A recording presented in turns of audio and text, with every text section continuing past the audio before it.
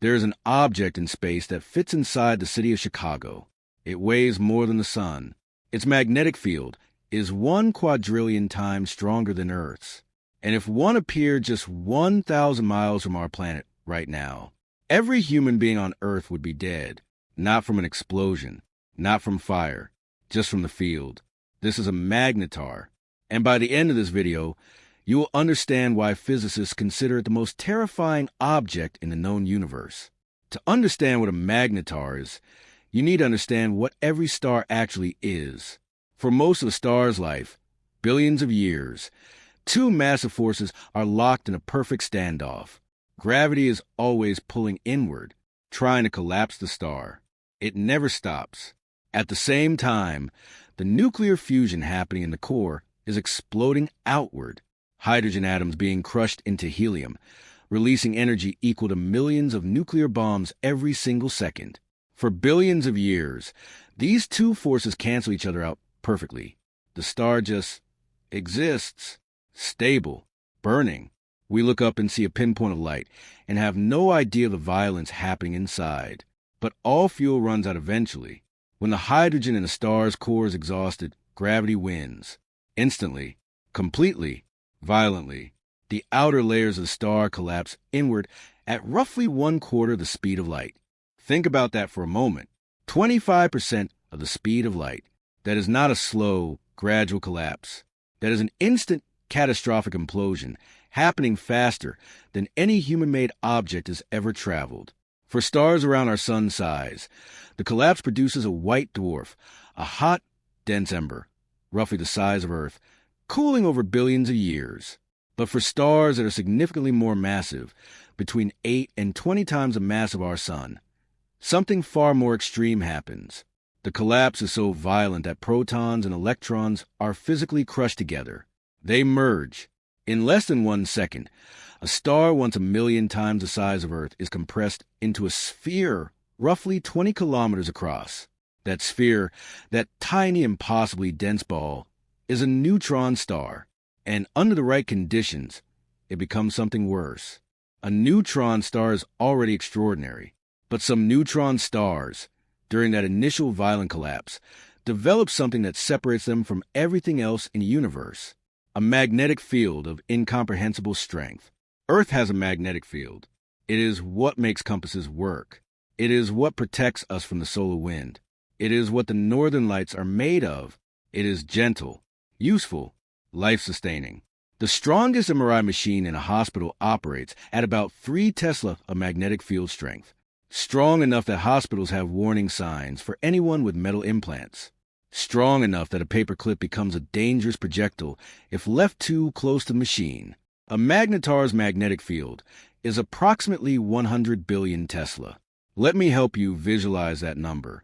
If you stacked MRI machines from here to the moon and ran them all at the same time, you still would not approach a magnetar's field. At that level of field strength, something happens that no physics textbook could prepare us for. The field doesn't just attract metal. It doesn't just affect electronics.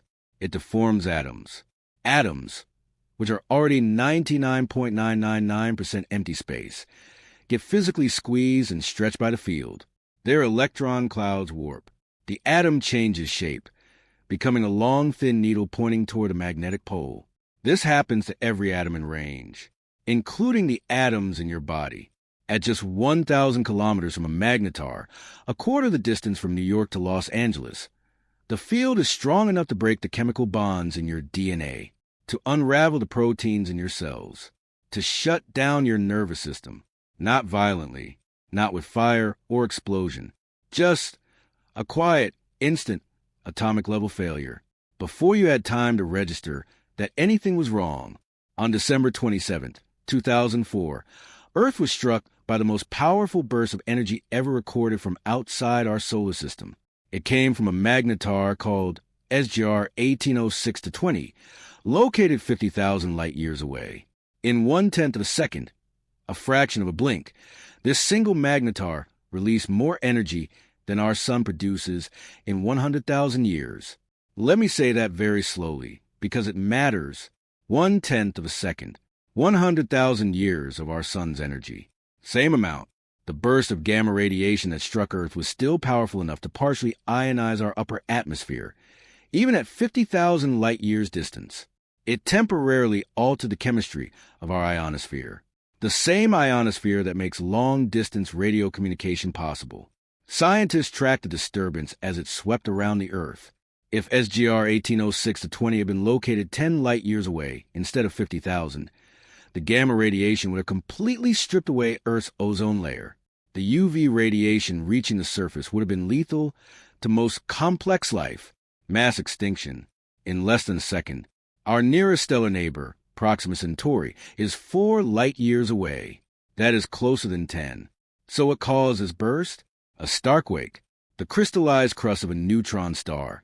And yes, a neutron star has a literal solid crystalline crust, is under unimaginable structural stress. The magnetic field is constantly shifting, pulling the crust from multiple directions simultaneously. When the accumulated stress exceeds the crust breaking point, it cracks. A starquake, the energy released in that one crack, from 50,000 light-years away, still reached us. And we felt it. When that original massive star collapsed into a neutron star, something happened to its rotation that seems almost impossible. Think about a figure skater spinning on ice. When they pull their arms close to their body, they spin faster. This is conservation of angular momentum, a fundamental law of physics. Now apply this to a star. A star is rotating, slowly, gently over its lifetime. Then it collapses, shrinking from something larger than our sun into a 20-kilometer ball in less than a second. Its rotation doesn't slow down. It conserves. It transfers. The result, neutron stars that spin hundreds of times every single second. One particular neutron star, cataloged as PSR J1748-2446 AD, spins 716 times per second. Every point on its equator is moving at nearly a quarter of the speed of light. On the surface of this neutron star, special relativity becomes relevant in real time. The time dilation effect, the slowing of time predicted by Einstein, is actually measurable at the equator compared to the poles. Newly formed Magnetars spin even faster. Some approach 1,000 rotations per second. As they spin, that immense magnetic field spins with them, creating the most powerful rotating electromagnetic dynamo in the known universe. 2 beams of intense radiation, X-rays and gamma rays, shoot from the magnetic poles. As the Magnetar rotates, these beams sweep across the galaxy like the most extreme lighthouse ever conceived. When one of those beams sweeps past Earth, our telescopes detect a pulse. This is why neutron stars are also called pulsars. But there is a second consequence of the spin, one that opens an entirely new window on the universe: gravitational waves. Here is what makes this more than theoretical. Scientists have confirmed roughly 30 magnetars within our Milky Way galaxy, and several of them are being actively monitored right now. SGR 1806-20, the one responsible for the 2004 event, is located in the constellation Sagittarius. It is one of the most studied objects in all of astrophysics. Scientists track its X-ray emissions continuously, looking for signs of increased activity. A second magnetar, cataloged as 1E1048.1 to 5,937, has been observed to undergo what physicists call glitches. Its spin rate spontaneously jumps to a higher speed, then gradually slows back down over weeks. We still do not fully understand what causes these glitches, but they are thought to involve the rearrangement of the star's internal structure. A third magnetar, 1E2259 plus 586, underwent a major outburst in 2002. In just 4 hours, it emitted 80 separate gamma-ray pulses, while simultaneously slowing its rotation. The outburst lasted for weeks and was detected by X-ray telescopes in orbit around Earth. But the most significant recent discovery came in 2020.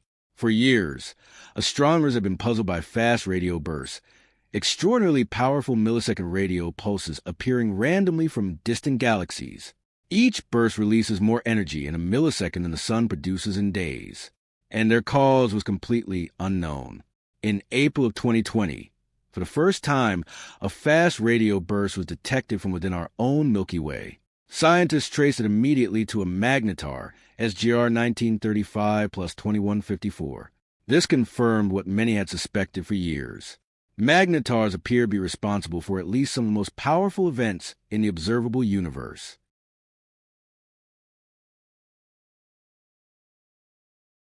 Nothing in the universe is permanent, not even a magnetar. The incredible magnetic field that makes a magnetar so dangerous is also what destroys it. As the magnetar spins and radiates, beaming X-rays, generating gravitational waves, triggering starquakes, it loses energy. Gradually, over thousands of years, its rotational speed decreases. As the spin slows, the magnetic field begins to weaken. The two are directly connected. The magnetar's field is generated and sustained by its motion. This process takes between 10,000 and 100,000 years. In cosmic timescales, it is brief. In human timescales, it is longer than recorded human civilization has existed by a factor of 10. But eventually, the magnetar winds down. Its spin drops below a critical threshold. Its magnetic field weakens to levels comparable to a normal neutron star. The X-ray emissions fade. The starquake stop. What remains is a standard neutron star, still extraordinarily dense, still spinning, still radiating energy, but no longer the cosmic weapon it once was. Now here is where it gets philosophically interesting.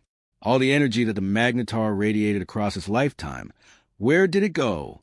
Some ionized vast clouds of interstellar gas, triggering the formation of new stars in other regions of the galaxy. Some of it deposited heavy elements, iridium, platinum, and gold, into the surrounding space. Elements that were created in the violence of the original stellar collapse and scattered during the magnetar's outbursts. This is not a minor detail. The gold currently in circulation on Earth. Every ring, every coin, every ball is almost certainly produced in events like this. Neutron star mergers, magnetar outbursts. The gold in your possession traveled billions of years and billions of light years to reach your hand. The universe is violent, but it is extraordinarily generous with its remnants are of gold in every vault. Was almost certainly produced in events like this. Neutron star mergers, magnetar outbursts. The gold in your possession traveled billions of years and billions of light years to reach your hand. The universe is violent, but it is extraordinarily generous with its remnants. Magnetars are not just curiosities at the edge of physics. They are among the most important scientific objects ever discovered, because inside a neutron star, at the densities found there, matter behaves in ways that no laboratory on Earth can replicate. The pressure at the core of a neutron star is greater than anything we can produce with particle accelerators. The temperatures, densities, and magnetic fields exceed anything achievable in human experiments by factors of billions. So, how do we study the behavior of matter under these conditions? We observe neutron stars. We observe magnetars. These objects are natural laboratories, providing real, observable data about physics in regimes that theory can only partially describe. What are protons and neutrons doing at nuclear density? Is there a quark-gluon plasma at the core, where individual quarks break free from their normal confinement? Do strange quarks, a heavier, more exotic form of quark, exist there? Do neutron stars contain states of matter that have no name yet because we haven't detected them? These are genuinely open questions. Questions that magnetar observation is helping us answer. And there is one more frontier that connects directly to your daily life. Every gravitational wave detection made by LIGO and Virgo so far has involved neutron stars or black holes. Magnetars are among the most promising targets for future gravitational wave detectors. The next generation detectors, including LISA, the planned space-based gravitational wave observatory, will be specifically designed to detect the continuous gravitational waves from spinning neutron stars and magnetars. We are building tools to listen to the universe. And magnetars are one of the things we are listening for. Let's come back to where we started. An object the size of a city, 50,000 light years away. In 1/10 a second, it hit our atmosphere. We felt it from 50,000 light years away. The universe is not the quiet backdrop it appears to be when you look up on a clear night. What you are seeing is a snapshot, the light from objects that left their source years, centuries, or millennia ago. The universe is active, right now. Magnetars are spinning. Starquakes are occurring. Fast radio bursts are crossing the cosmos toward us at this exact moment. We just don't have the instruments to hear most of it yet.